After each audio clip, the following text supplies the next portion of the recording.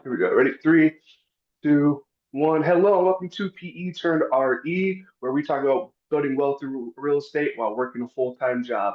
Today, we're talking about one of the most important homeownership programs here in Washington. And that's brought on a special guest that's actually helped me close two of my deals, Marcell Greenway. So thank you for being on. Yeah, happy to be here, man. And yeah, I mean, you've been doing big things. So I first want to give a shout out to you. I've been following you, obviously the content, a couple of the stories you had with being a landlord, and not only the glitz, but also the dirty work too. So I Yeah. appreciate you, man, as always. Thank you. Yeah, so Marcel, so like I said, you kind of helped me with close my deals. Unfortunately, the program that we're going to be talking about today, the Covenant Homeownership Program, was not around when I was trying to buy. So Right. can you just kind of tell us what the program is? Yeah, yeah, absolutely. So the Covenant Homeownership Program is a program that was created by the Washington State Housing Finance Commission. As most of us know, the Housing Finance Commission here in Washington State, they sponsor a multitude of down payment assistance programs.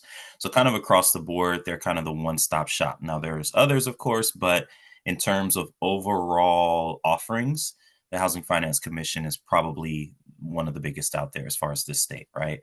And what they did was they conducted a study. Was a very exhaustive study. They actually published it on their website. It's 197 pages. If you have some downtime to read it, a lot of it is good information. I do feel that it's good information. But what they found was that there was a housing disparity, right? And as we know, housing equals wealth in many cases. We know that the average homeowner has a net worth 40 times higher than a non homeowner, right? So what they did is they said, okay, how can we help address this disparity, right? And they created this program. Quick history lesson for a lot of us. The initial fair housing legislation that was supposed to help address discrimination in housing was actually passed April 11th, 1968. That was 1 week after Martin Luther King Jr. was assassinated. Okay. So that program initially, or fair housing legislation, was supposed to address racial covenants, discrimination, terms such as redlining, etc. But what they had found in the more than 40 years or 50 years that had passed, that was not happening. So the commission created this program to help close that gap and hopefully bring more home ownership to these groups of people. I could talk a little bit about the groups as well, Curtis, if you'd like, Yeah, just please. specifically, because a lot of people ask me, well, what groups actually qualify, right? So the groups are as follows: Black, Latino, Native Alaskan, Native American, Native Hawaiian, Pacific Islander, and Asian Indian. Now, that doesn't mean that the groups will stay this way. And there's actually a couple big improvements coming to the Covenant Homeownership Program actually this month, July 28th, and we could talk about those later. But those are the main groups of people that, based on the study, were most impacted. Okay. Okay. So is the race the only thing that qualifies a person? There's several factors that go into that, right? So race is kind of the initial component, right? But you do have to be a first-time home buyer. You do have to be a Washington State resident. First-time home buyer, actually, they treat it differently. As you know, in the lending world, a first-time home buyer is actually somebody who hasn't owned a home in 3 years. So let's say, Curtis, you sold your properties and 3 years later you want to buy a home. You would actually be treated as a first time home buyer, right? So the term is kind of misleading when you hear first time home buyer, right? You're thinking, okay, gosh, I've already owned a home. Like, does that automatically, include me? No, the answer Mhm. is no. So the Washington resident is a big one, of course.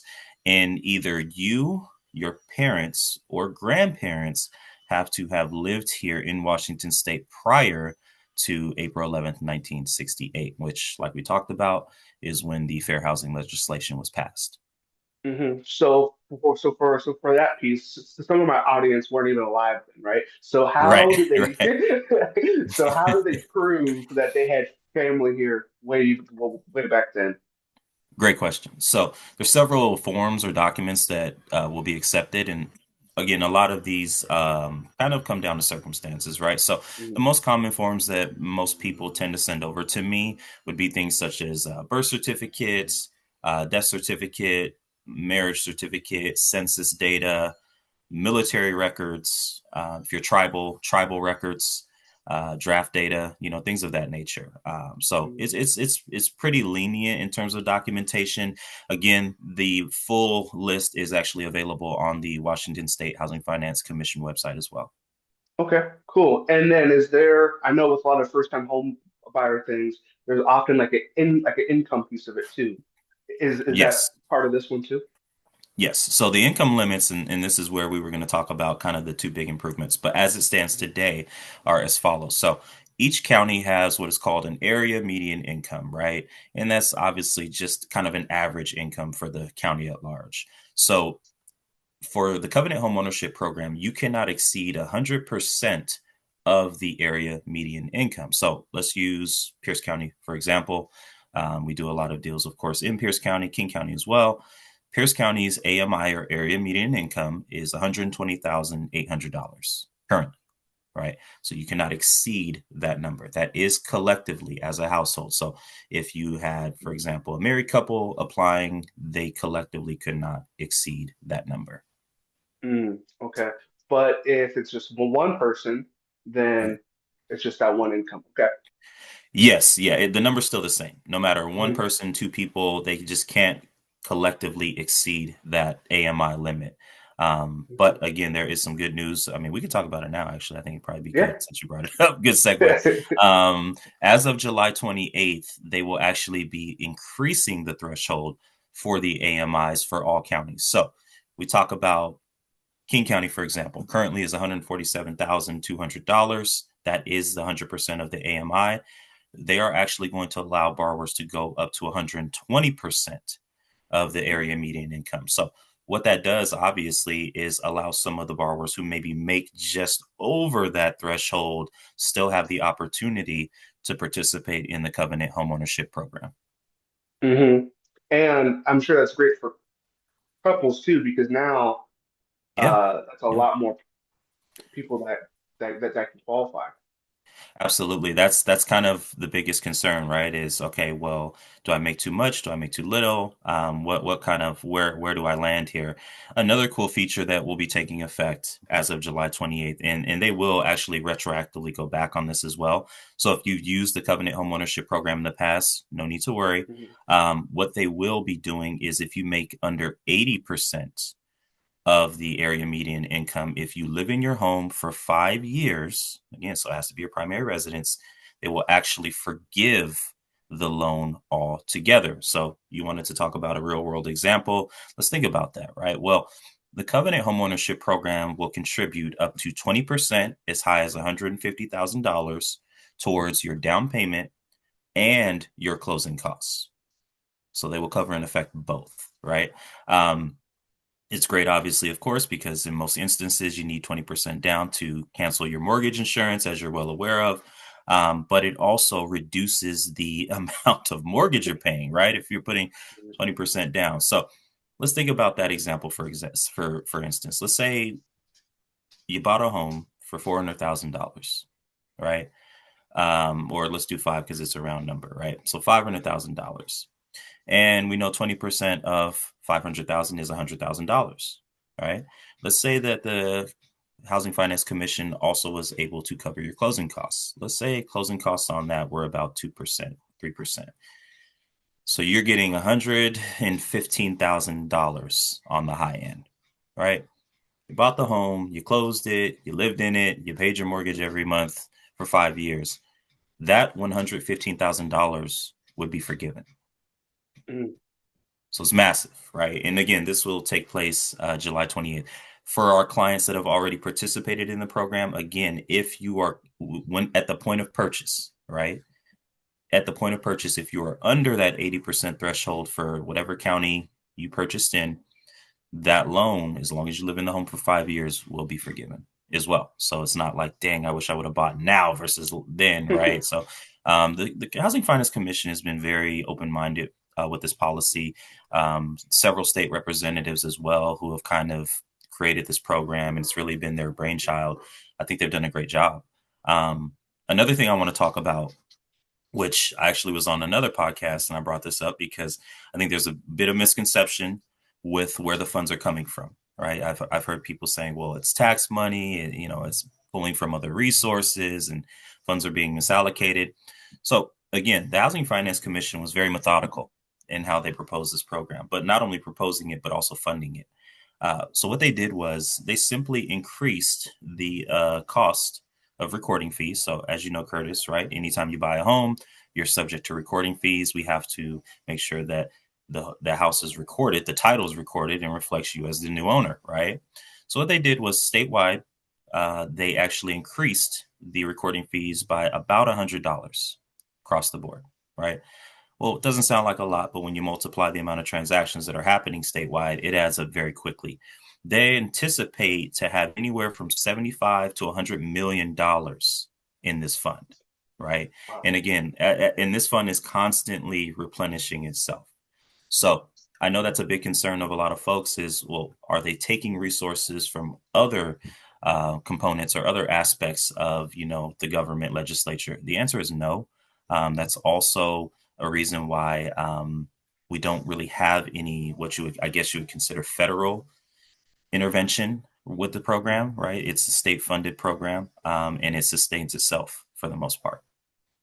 Okay.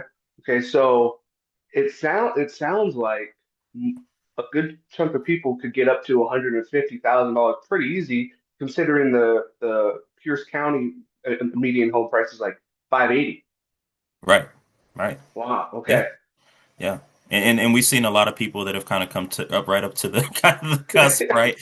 And there's Yeah. and there's room. Sometimes it's a case by case basis, right? If we're just slightly over, there's sometimes things that can be done to help close that gap as well. So again, the whole premise of this program is to help more people get into homes. Home ownership not only is a great thing from a wealth building perspective, but it's actually good from a societal standpoint too, right? You want to talk about addressing inequality or discrimination or racism at large, how you do that is really with diversity, right? So you get people in neighborhoods that they otherwise would not have been in, and they get to learn and get to have a different perspective than maybe they had prior, right? So that's Mhm. what we want to see in terms of upward mobility. And to me, I think when we talk about racism, it directly ties into economics, right? Just to be honest with you, opportunity specifically. We actually have a map that we look at every year when we renew our licenses, and some of my Washington folks will probably know this map. It's a map from 1920 to 2020. And the map essentially shows you every area in terms of affluence or desirability, right? So you look at certain areas like Bellevue, Linwood, right? And Snohomish, right? Bainbridge Island, right? And these would be considered blue areas. Blue equals affluent, right? Very desirable. Then you'll look into areas like the south end of Seattle, the Central District, right? Tacoma. These areas were either grayed out or yellow, which is either an area of decline or an area that is rapidly declining, right? So the funny thing is, from 1920 to 2020, the map stayed the same, Huh. largely, right? So we're seeing, and we know historically what areas people were pushed to, right? Per redlining, right? So we know certain minority groups were pushed into certain enclaves, such as the South End of Seattle. I was born and raised in the South End myself, such as the east side of Tacoma, right? These are historically Black or minority areas, right? So it just goes to show you that 100 years later, we've still kind of got a long way to go. And that's why, again, this is data that's available to anybody. The Housing Finance Commission said, okay, we have to do something here, right? I mean, Mhm. this map is largely unchanged. We have to do something. We have to change it. So this is what they've implemented.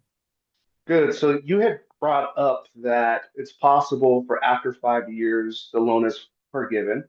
Yeah. Now, during that 5 year span, though, is there interest? Do they have to pay?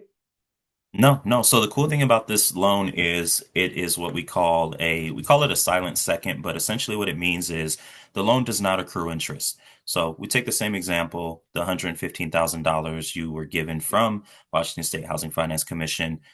In 5 years, if you did opt to sell your home for whatever reason before the loan was forgiven. And again, that forgiveness piece is only if you're under 80% of the AMI. But in 5 years, let's say you opted to sell the house, the loan would still be $115,000.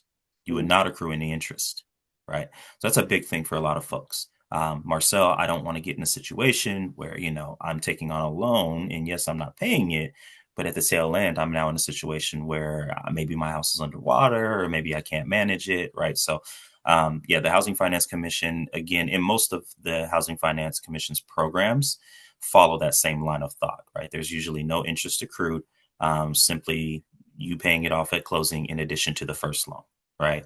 mm. Usually there's a recording fee, of course, to record it as paid in full, but that's it. Yeah. Good question. Oh, Good wow. question. Yeah. So not only does it get you into the house, but you also don't have to pay more per month. 'Cause I can see that being Right. Right. a fear. Okay. Yeah, huge. And multifamily is allowed on the program. So 2 units currently. So if, for some of our folks who maybe are thinking about buying a duplex, this is a great program. I had a client, my first Covenant deal actually was a duplex in Tacoma. Mm, She actually was able to purchase it. And we were able to use the back units rental income to help qualify her, right? Because that was a big mm, piece. She wouldn't have otherwise qualified without that rental income. Um, mm. so it's a great opportunity for potential investors or those who have maybe aspirations on purchasing multifamily. It's just another segue into that as well. So what I just heard is that you could get into a duplex to house hack without Hmm. having any money in Yeah. Yeah, pretty much. Yeah. Yes, yes, I know it's it. mind blowing. It's like, wow, what is going on here? Okay, okay. Right. Right. Nice. Right. Yeah. Okay, Yeah. cool. And so so you said the duplexes that also work with like, because I know in Tacoma area we see a lot of places with houses with a basement or houses with the ADU. Those are becoming more and Mhm. more popular. Does this Right. program allow for that? Yeah, absolutely. So yeah, ADUs, DADUs, right? Mother-in-laws or garage conversions, for example, we see those every now and again, right? The program Mm, will allow for that as well. Yeah. How they appraise it would be different, but there's no issue with that. They're still considering the main home as the main home and this as mhm. just an add-on. Still a value add, but they're not considering it as an additional space per se. Yeah. Okay, Hmm. okay, Hmm. cool. And then so can a person kind of live in it and then go on to their next house hack and then everything's fine, or do they have to live there for all 5 years? See, no, no, no, no, no. So yeah, Oh, this is okay. a primary occupancy situation, right? Great Mm-hmm. question though.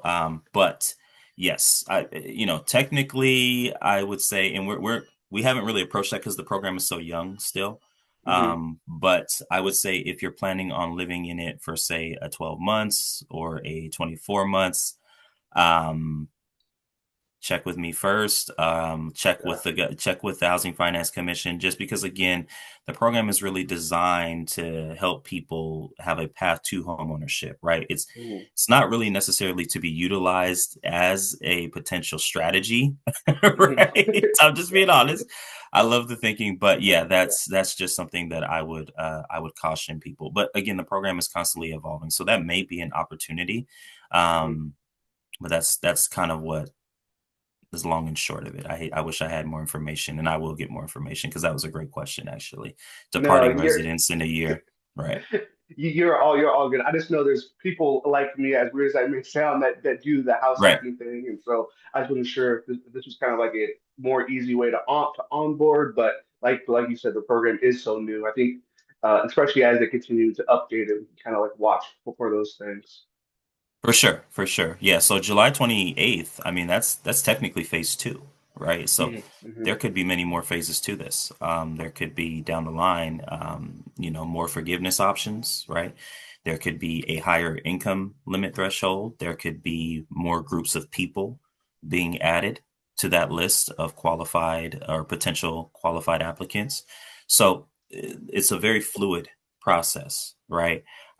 But again, as far as the house hacking piece, that's just a troubling one because again, the program is not designed for something like that, to be honest. So yeah. Yeah, yeah. All right. So if someone wanted access to this 150,000 or up to Right. How do they go about it? What's the step by step? Right. So first things first, you want to talk with a lender who is licensed and certified with the Housing Finance Commission. Of course, I'm one of them. But any lender, honestly, the biggest thing is that we get the word out on these programs. But you would want to meet with the lender first. You would have to take the required class for first-time homebuyers. It's a 5-hour class. There's a multitude of options with that, Curtis, as well. They have a virtual option, which this is all on the website as well. They have virtual options that are being taught practically daily. They also have in-person options, which are again practically taught daily as well. And then they have a self-guided option, which does cost. It's about $50 per person. The virtual and in-person options, if you opt for them, are free. So if you either go to a class in person or watches or sit and participate in a Zoom meeting, that is free of charge. Once you obtain the certificate, that covers the first part of the entire qualifying criteria. You also would want to work on documentation. And this is where people usually hit a bit of a hard stop, right? The application piece for Covenant is a little bit different than a traditional loan because we're looking for what I like to talk about or call your genealogy and your residency, right? So we got to go through the things that we discussed, the pay or the birth certificates, the tribal records, the military records, the death certificates, the marriage certificates, the census data, right? We get that information um, to show kind of the lineage, right? So, say, Curtis, in your example, what if you were the applicant, but maybe your mom or your dad, right, technically lived here prior to 1968? What we would do is we would get their birth certificate showing obviously their ethnicity, ensuring that they were a part of one of the groups mentioned, and also their residency, proving they were born here or lived here prior to the 1968. And then we would get your birth certificate to kind of connect the two of you, right? So once we had all of that, we genealogy residency documentation.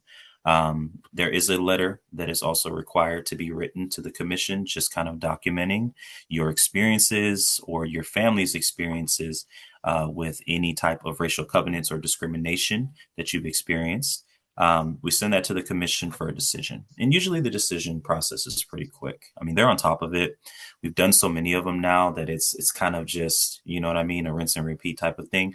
And that's the thing that I want most people to also consider, right? We are actively doing these loans. This is a viable option for a lot of us. So yeah, short and sweet. Get with a lender, take the first time home buyer class, submit the documentation to the lender. The lender would then submit it all to the commission in addition to the letter and await a decision. And if the loan is approved, at that point, we then talk about pre-approval. And once you're pre-approved, as you know, you're ready to make offers on homes. So yeah. Okay. So you're saying the 5 hour class, get all the documents, Mhm. write the letter. So even if it takes someone a while, it really sounds like only like maybe 10, 15 hours of actual work. Right. So I always say people, it's a massive opportunity. So to your point, would you spend 5 hours for $100,000? Right? I would. Yeah. I would. I think I could find it in my schedule. Right. So, Yeah. so I absolutely would. So it's a worthy investment. Right. Mhm. I also tell people, look, I move at the speed of you. Right. At the end of the day, I understand it takes some time to get these documents, but because we've done so many of them, my team and I, we're also very adept at helping you with finding the documents. Right. Mhm. So it's kind of a collaborative process because and you learn a lot too, to be honest with you, is family history, the kind of lineage, right, that we talked about. So usually I will always, number one, let them know that I'm the resource, right? Let my clients know, and you know that you've worked with me on a few deals, but that it's also something that if you're unsure, that there's no need to worry, right? We've done this. We know where to find the documents, how to help you finding the documents, and we want to do everything we can to make it possible for you. So Mhm. And I know you're pretty humble guy, but let's just be real. How I many of these appreciate have you it. done this year? Oh man, this year. Okay, so It's kind of taken over a lot of the business, to be honest with you, because I think I would, when I last counted, I want to say I do at least one or two a month. So I know I'm over 10. I want to say that. And there's many more to come. And that's this year. But the biggest thing is why I say it's taken over our business is because it's a word of mouth thing. So that's why I appreciate you bringing me on the podcast, to be honest, because um, once you do one, they usually will tell friends and family will tell their friends and family, and so on and so forth. And that's kind of how I've gotten a little inundated now. So I expect the second half of the year to be even more in terms of volume, just because the program is really starting to catch momentum. And with these two big changes to the Covenant Homeownership Program this month, that will lead to more opportunities for home buyers. So yeah, it's been fun, right? Yeah. It's been very, very rewarding to help people in that way because, again, we're talking about people who maybe haven't owned a home themselves, but maybe their family hasn't owned a home, right? In most instances, so it's been very, very awesome to see that and be a part of that. Yeah, you better believe that tomorrow at the family barbecue, I'm bringing this up. I'm gonna say, hey, I don't know Right, if you saw the episode with right. Marcel, but there's money out here for us. Okay. Right, right. Absolutely, man. Yeah, please do. I'm sure our contact information will be in the link here. And if you have any questions, anybody, I would just encourage you to reach out. That's the first step. And, a lot of folks, it's a lot of information to take on. It's drinking from a fire hose, right? But it's really worth your time to speak with an expert, I think, who can simplify the process and really break things down in a way that makes sense and get you on that path.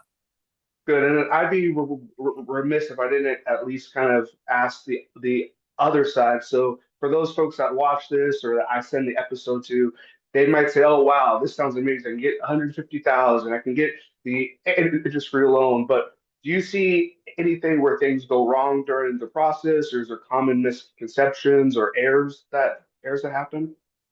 Great question. So, the Housing Finance Commission is very protective. I will say that of this program, rightfully so, right? It's a program that is somewhat, I don't want to say controversial, but interesting, right? It's the first of its kind, and they're kind of in uncharted waters right now. So, because of that, they are very strict on the pre-approval process and the qualification process to avoid the pitfalls that you had just mentioned, right? So, for example, if a client comes to me and they are looking to participate in this program, I cannot generate a pre approval without the blessing of the Housing Finance Commission, Mm, right? So, that's entirely different than programs in the past where we could originate the loan or we could, get the pre approval out and obviously have a very good assumption that the Housing Finance Commission would approve it in most instances. Um, I've never done it that way, but some have, right? So with the Covenant Homeownership Program, you have to, and they've explicitly mentioned this many times. It's strongly encouraged at minimum, but you really should be doing it, getting their blessing on these clients before sending them out to go look at homes. And again, that's an expectation thing, right? We don't want to set the wrong expectation. The client goes out, loves a home, wants to buy it, and we find once we're under contract that they're just not approved for whatever reason, right? So mhm. that would be the biggest pitfall, I would say. But again, they've got kind of fail safes in place to protect against that. Short of that, there's really not, to be honest with you. I mean, if you take the class and you submit the right documentation, and obviously you still have to qualify financially. So this isn't something that would absolve you of going through that process. But it's at that point, it's no different than a traditional, conventional FHA government loan, whatever the case. Yeah, Okay. And then yeah, and then you had said that you go at the speed at that which your client's doing. And absolutely. I really have to say that some loan officers say that, but yours is actually true. Right. So hey, Thank I'll you. never forget. I called you and you're like, "Hey, I'm at the Super Bowl weekend," and I'm like, "Okay, Yeah. well, I still need this pre-approval." And you're like, "All right," and you did it while you were in Yeah. Vegas during the Super Bowl. Right. So Right. when Marcel says that he's going to get the job done, he actually does. So I thank you for that. Yeah. I appreciate it, man. Well, it's a big purchase, right? We always say the cliche, it's the biggest purchase of your life, da da da da da, right? But it's true, right? And for me, I don't care where I am, honestly. If it's important to you, it's important to me. and that's just how I operate. So, yeah, I forgot about that actually. You brought that up. I was literally like, hold on a second, I gotta take this. Hold on, kicking it, watching this. Hold on, Curtis is calling me. So yeah, but no, I'm glad it worked out, man. Honestly, I'm super proud of you. You've been doing big things, and you've been more than anything, you've been an educator, which I know obviously is your day job, right? But I think it's cool to see you transition into this space and continue to educate folks. So it's super awesome, man. Yeah, Well, kudos to you and on if that for sure. people want to get in touch with you, what's the best way, how, and I'll also put it in the Yeah, description. absolutely. So sell, call, text anytime. We'll drop that information in the link. You could also reach out to me on, Facebook if you want to message me, Instagram, same thing. If you want to DM me, that's fine too.